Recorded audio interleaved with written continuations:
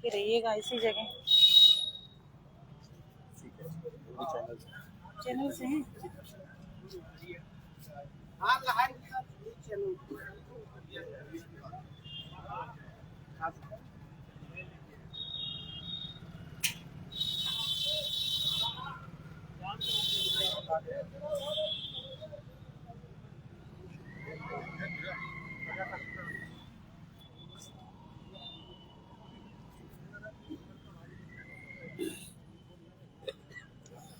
वाराणसी जिले में एक मामला सामने आया, पांडेपुल लालपुर थाना।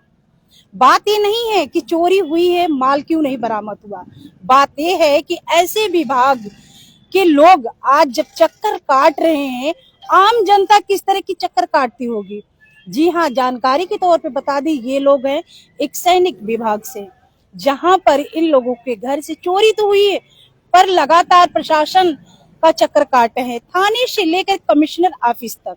अगर ऐसी हालात वाराणसी की है, जहां पे एक विभाग और विभाग की तरफ से मदद नहीं मिल रही है, तो आम जनता कितनी भटकती होगी, सवाल ये उठता है। फिलहाल ये मामला कब का है, कितनी चोरियां हुई है, आइए हम उन परिवार से मिलते हैं। अभी अभी ये कमिश्नर ऑफिस से जो पत्रक दे करके आ रहे हैं। यहाँ पे काफी लोग पहुंचे हुए, यहाँ पे देख सकते हैं हमारे लाइव के जरिए, क्योंकि बहुत बड़ा सवाल है कि एक विभाग के लोग लगातार चक्कर काट रहे हैं और वो भी एक सैनिक।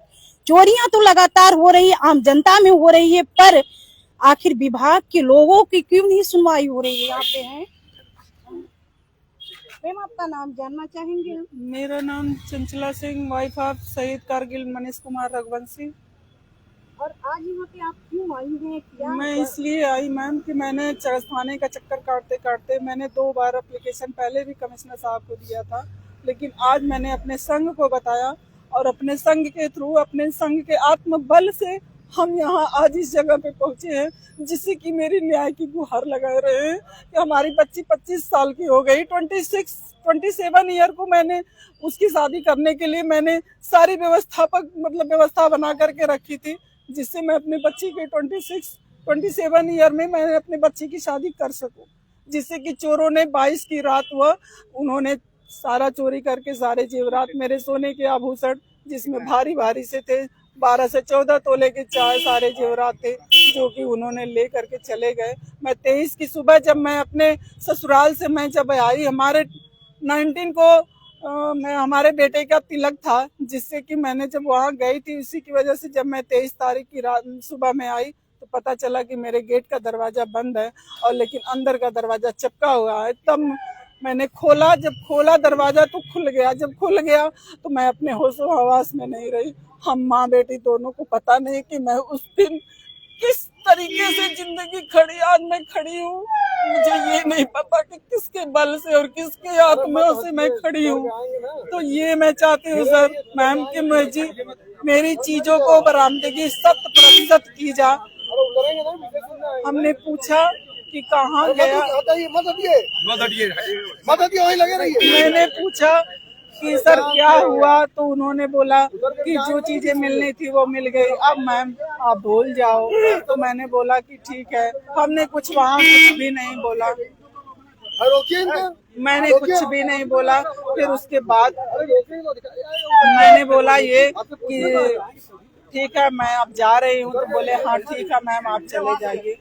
फिर वहाँ पे मैंने कमिश्नर साहब के 3 तारीख को फिर मैं आई, 7 तारीख को फिर आई, तो सर ने बोला ठीक है। फिर उन्होंने कहीं और आगे के लिए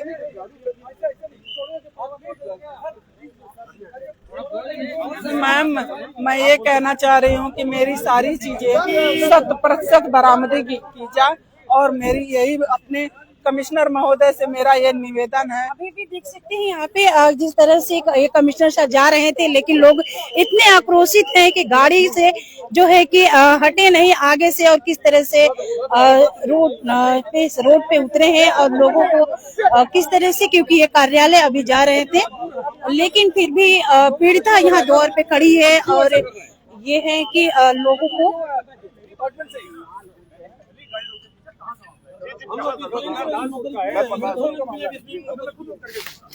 उसका तो बदतमीजी कर रहे हैं कि मदद होगी। आप मुझे एक सर्विस मैंने आप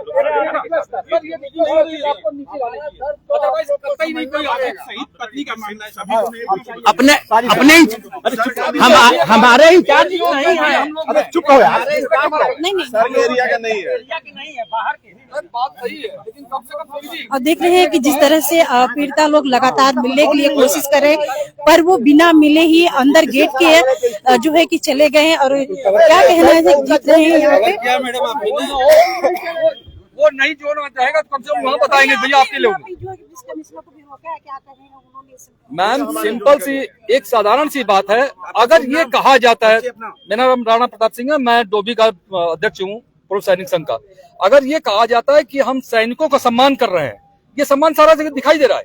एक शहीद सैनिक की विधवा का जब ये दर्द नहीं समझा जा रहा है, बाकी वो क्या करेंगे? ये लोग बाकी लोग क्या करेंगे? सिर्फ दिखावे के लिए है। हमारी अर्थीयां आती है तो उस समय जिंदाबाद और सारे तरह के सैकड़ों वादे होते हैं कि हर तरह से परिवार के साथ में हर तरह से सब कुछ है। निकलने के लिए अब यहाँ ऑफिस से बाहर तक कोई सुनने के लिए तैयार नहीं है। मैं जा रहा हूँ, अगर 4 आदमी हम लोग जा रहे हैं अंदर तो बोल नहीं, 4 आदमी 6 आदमी जा चुके हैं, अभी आप लोग अंदर नहीं जाएंगे। क्या मतलब है? हम नहीं जाना चाहते हैं। भगवान के लिए पहले न्याय दे दीजिए, बात खत्म करिए। हम नहीं जाना चाहते हैं, हम कभी नहीं आते हैं। हम पुलिस डिपार्टमेंट हो या किसी और डिपार्टमेंट से ज्यादा डिसिप्लिन्ड रहे हैं।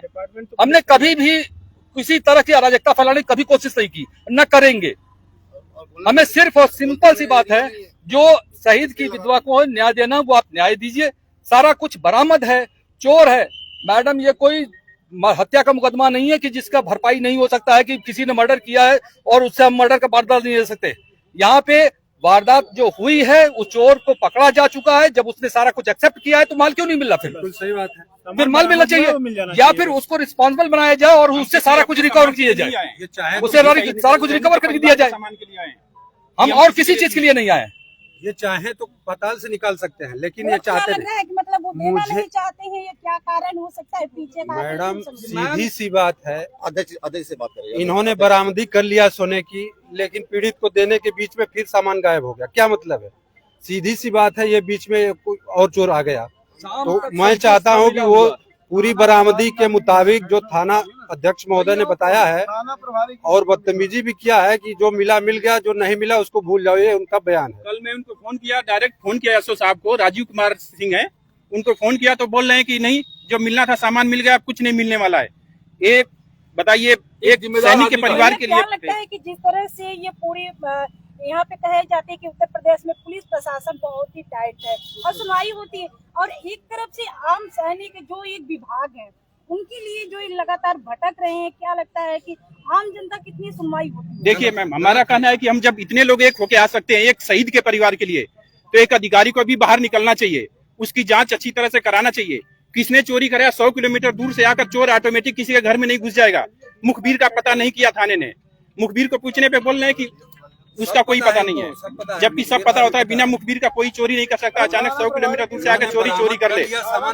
और आके तो पेपर में जो बात है कि अगर पुलिस डिपार्टमेंट चाहे तो एक मंदिर या मस्जिद के सामने से चप्पल तक चोरी नहीं हो सकती। ये इन्हीं लोगों का डायलॉग नहीं है, ये सबका डायलॉग है। फिर जब हर एक इंसान माल बरामद हुआ, शाम को कह दिया गया कि हाँ पूरा मिल गया है, सुबह के उसमें सब अमानत में खाया तो गई, थाना प्रभारी रख लिया और क्या? थाना प्रभारी ने सुबह ये कह दिया और उसके बाद ये बरगलाने वाली बातें क्यों? और अगर नहीं मिला है तो मुझे उससे मतलब नहीं है। जिसने चुराया उसको पकड़ा हुआ है, जितना माल हमारा गया उससे किसी भी तरह रिकवर करके हमको दें। अगर नहीं मिलता है तो थाना प्रभारी, और अगर नहीं मिलता है तो थाना प्रभारी के खिलाफ हाई कोर्ट में मुकदमा दर्ज होगा। बिल्कुल सीधी सी आपके बात। साथ बदतमीजी भी हुई है, किस तरह की? मैम मैंने पूछा परसों की शाम को कि हमारी चीजें सब प्रतिशत मिला जाए, तो बोले कि मैम आप जो मिलना था वो मिल गया, लेकिन अभी मैं कुछ नहीं कर, मैं नहीं बरामद करा सकता। उन्होंने ऐसा कहा। तो हमारे ओम प्रकाश सर जी ने बोला कि ठीक है मैडम, आप हम बात करते हैं। जब उन्होंने बात किया तो उनसे भी वही वर्ड था कि हाँ जो मिलना था वो मिल गया। आश्वासन आज दिए? आज हमारे कमिश्नर महोदय ने वो आश्वासन दिया कि मुझे कुछ देर तक का टाइम चाहिए, जिससे कि मैं आपकी चीजों को 100% करूँ।